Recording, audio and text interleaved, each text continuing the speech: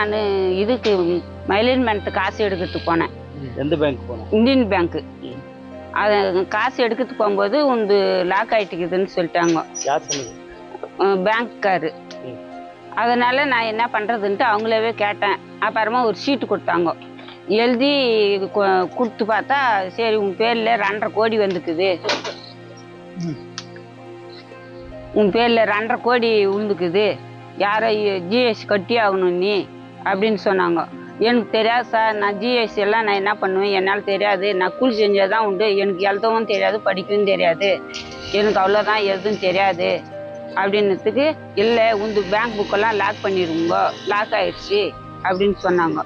அப்புறமா அதுக்கு பின்னாடி எனக்கு தெரியாது சார், நான் என்ன பண்ணுறதுன்னதுக்கு, சரி அரசாங்கம் தான் விடு பண்ணணும், அரசாங்கம் தான் பார்க்கணும், எனக்கு வேறு எதுவும் தெரியாது, நான் அந்த காசை தான் எடுத்து வேலை செய்கிறேன், எனக்கு என்ன பண்ணுறது, நான் அந்நேரம் கட்டினா தான் உண்டு. என்ன அண்ணாதி கட்டணும்?